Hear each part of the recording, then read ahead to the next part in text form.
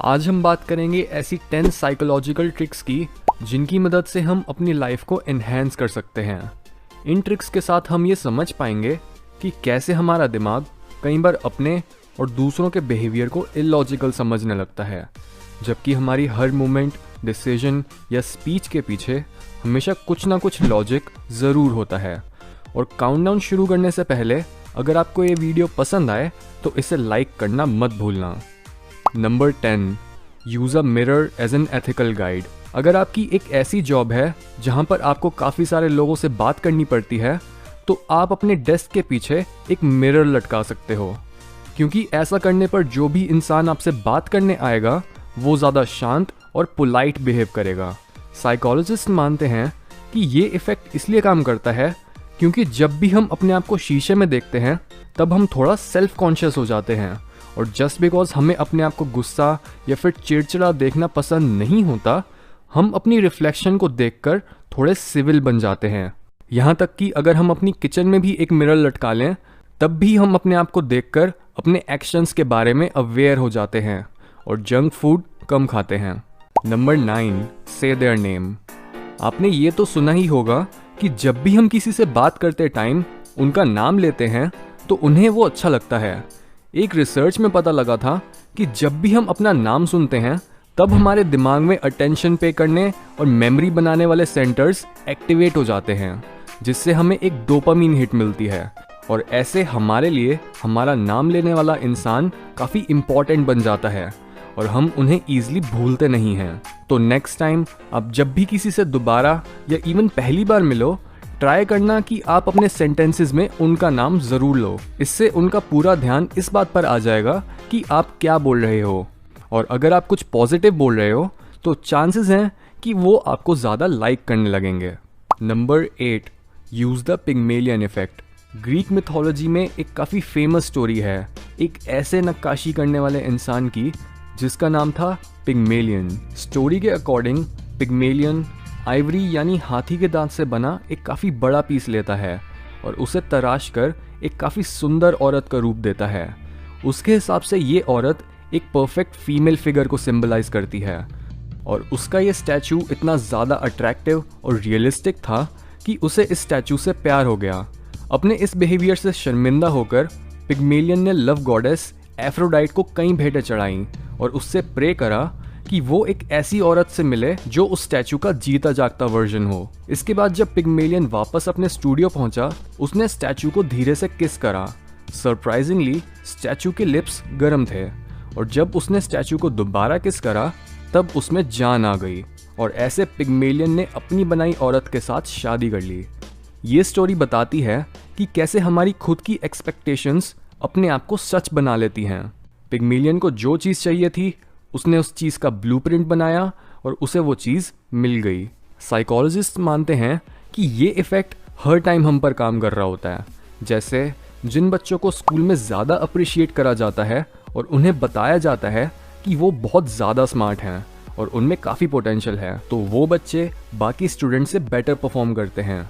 और एक स्टडी में जब हाउसमेड्स को बोला गया कि उनकी जॉब इतनी इंटेंस और कैलोरी कंज्यूमिंग है, तब उनकी बॉडी एक्चुअल में ज़्यादा कैलोरीज बर्न करने लग गई। इसका मतलब इस ट्रिक के साथ हम सिर्फ अपनी ही नहीं बल्कि बाकी लोगों की साइकोलॉजी के साथ भी खेल सकते हैं। हमें बस हर सिचुएशन में बेस्ट एक्सपेक्टेशन रखनी है। जैसे अगर हम किसी से मिल रहे हैं तो हमें उन्हें पॉजिटिवली लेबल करना है और उन्हें कॉम्प्लीमेंट करना है, ताकि अगर वो अच्छा नहीं भी कर रहे तब भी पिग्मेलियन इफेक्ट की वजह से उनमें सडन इम्प्रूवमेंट आ जाएगी। और सिमिलरली अगर हम भी नेगेटिव फील कर रहे हैं तो हमें अपनी एडवांटेजेस पर फोकस करना चाहिए और खुद को बताना चाहिए कि हमारे अंदर क्या पॉजिटिव क्वालिटीज़ हैं। Number 7, use surprising requests. Because researchers ने ये ढूंढा है कि अगर हम किसी से थोड़ा अजीब या फिर अनकॉमन फेवर मांगते हैं तो उससे उनके लिए हम ज़्यादा इंटरेस्टिंग बन जाते हैं, और ये ट्रिक एक बोरिंग कॉन्वर्सेशन या स्पीच में किसी की अटेंशन पाने में बहुत इफ़ेक्टिव हो सकती है। जैसे एक रिसर्च में कई लोगों को एक टास्क दिया गया कि उन्हें लोगों के पास जाकर उनसे पैसे मांगने हैं, और उन्होंने 3 अलग स्टेटमेंट्स को टेस्ट करा। सबसे पहले उन्हें सीधा सीधा लोगों से ये पूछना था कि क्या आपके पास कुछ खुले पैसे होंगे, दूसरी बार उन्होंने बोला कि क्या आपके पास 1 रुपये होगा, और तीसरी ट्राई में उन्होंने बोला कि क्या आपके पास 11 रुपये होंगे। नाउ आप गेस करो कि उन्हें क्या बोलने पर सबसे ज़्यादा बार पैसे मिले होंगे। अगर आपका आंसर थर्ड स्टेटमेंट है तो आप बिल्कुल सही हो। रिसर्चर्स ने यह देखा कि सबसे हटके और सरप्राइजिंग रिक्वेस्ट्स सबसे ज़्यादा इंटरेस्ट क्रिएट करती हैं, और ये सरप्राइज हमारे दिमाग के लिए कॉफ़ी की तरह होता है। इसका मतलब सबसे हटके क्वेश्चंस और अनएक्सपेक्टेड स्टोरीज हमारी अलर्टनेस को बढ़ाती हैं। और अगर हम सिंपल वर्ड्स में बोलें तो जब हम दूसरे लोगों की तरह एक्ट नहीं करते तब हम ज़्यादा से ज़्यादा लोगों को अपने अंदर इंटरेस्टेड रखते हैं, पर जब हम बाकी लोगों के जैसा एक्ट करने लगते हैं तब लोग ईजिली बोर होने लगते हैं और वो हमें भूल जाते हैं। दैट्स वाई हमें अपनी यूनिकनेस सबको दिखानी चाहिए, तो चाहे हम कितने ही वियर्ड हों, सही लोग हमें हमेशा पसंद करेंगे। Number 6, decoy pricing. ये ट्रिक हमें अक्सर हर fast food joint, clothing store और इवन सुपरमार्केट्स में भी देखने को मिलती है। हमें कई प्रोडक्ट्स के बीच में चॉइस दी जाती है, जैसे मूवी थिएटर्स में पॉपकॉर्न के ज़्यादातर 3 साइजेस होते हैं, स्मॉल, रेगुलर और लार्ज। पर अगर आप उनकी प्राइसिंग को नोटिस करो तो आप देखोगे कि स्मॉल पॉपकॉर्न ना तो ज़्यादा सस्ता होता है और ना ही ज़्यादा महंगा। लार्ज पॉपकॉर्न महंगा होता है, पर मीडियम पॉपकॉर्न का प्राइस लार्ज पॉपकॉर्न के प्राइस के आसपास ही होता है, जिससे हमें ये लगता है कि मीडियम साइज का पॉपकॉर्न लेना तो बिल्कुल बेकार है, और स्मॉल साइज के पॉपकॉर्न के लिए अगर हम एक सर्टेन अमाउंट दे ही रहे हैं तो क्यों ना हम लार्ज पॉपकॉर्न ही ले लें, और ब्रांड्स यही चाहते हैं। Number 5, nod to get the answer. जब भी आपको किसी से एक पक्का आंसर चाहिए हो, ट्राई करो कि आप क्वेश्चन पूछते या फिर रिक्वेस्ट करते टाइम नॉड करते रहो। ये ट्रिक आपको रेस्टोरेंट्स में सबसे ज़्यादा देखने को मिलती है। वेटर आपके पास आता है और आपसे पूछते हुए अपना सर हिलाने लग जाता है। इससे कस्टमर को बोलते रहने का प्रेशर फील होता है और ऐसे रेस्टोरेंट ज़्यादा खाना बेच पाता है। Number 4, show dissatisfaction. अगर आप कोई डील नेगोशिएट कर रहे हो और आपको ऑलरेडी एक ठीक ठाक सा ऑफर मिल गया है, पर आपको पता है कि शायद आपको एक बेटर ऑफर भी मिल सकता है, तो आपको बस बिना कुछ बोले डिससैटिस्फैक्शन दिखानी है।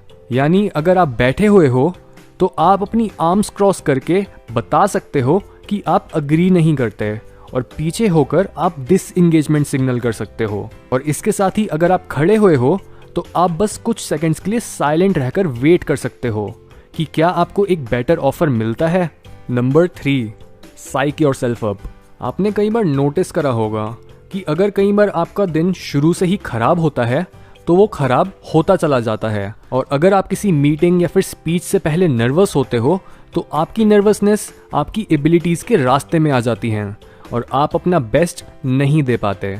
इसलिए जैसे ही आप सुबह उठो, आपको अपने आप को एक्साइट करना है और हाथ ऊपर करके अपने आप से बोलना है कि मैं बहुत एक्साइटेड हूँ, आज मैं अपने गोल्स पर काम करूंगा, मुझे बहुत मजा आएगा, यस। और जब आप ऐसा करते हो तब एक बहुत स्ट्रेंज चीज होती है, आप एक्चुअल में एक्साइटेड और एनर्जेटिक फील करते हो, और ये फीलिंग पूरे दिन को अच्छा बना देती है। Number 2, make others repeat their jokes.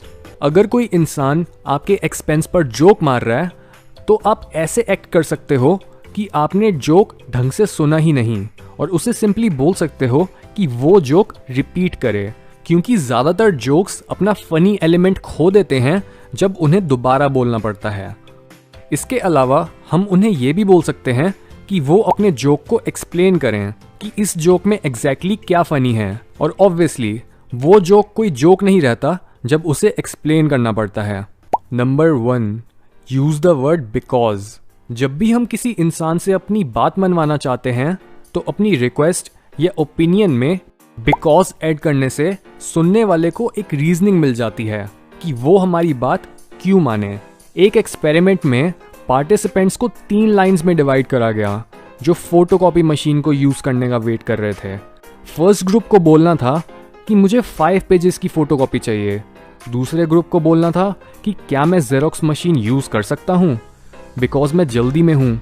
और थर्ड ग्रुप को काफ़ी स्टूपिड एक्सक्यूज़ देकर बोलना था कि क्या मैं जेरोक्स मशीन यूज़ कर सकता हूँ बिकॉज मुझे कॉपीज़ निकालनी हैं। और सरप्राइजिंगली इवन ये अजीब एक्सक्यूज़ भी काम कर गया, और 93% लोगों ने बिकॉज बोलने वाले ग्रुप्स को मशीन यूज करने दी। इसका मतलब चाहे आपके रीजंस या एक्सक्यूजेस बेकार भी हों, पर अगर आप अपने सेंटेंस में बिकॉज बोलो तो आपको एक पॉजिटिव रिस्पॉन्स मिलने के चांसेस बढ़ जाएंगे। सो क्या आप भी इनमें से कोई साइकोलॉजिकल ट्रिक यूज करते हो? कमेंट्स में बताओ और अपनी नोटिफिकेशन बेल को ऑन कर लो, बिकॉज ऐसे आप कोई भी फ्यूचर वीडियो मिस नहीं करोगे।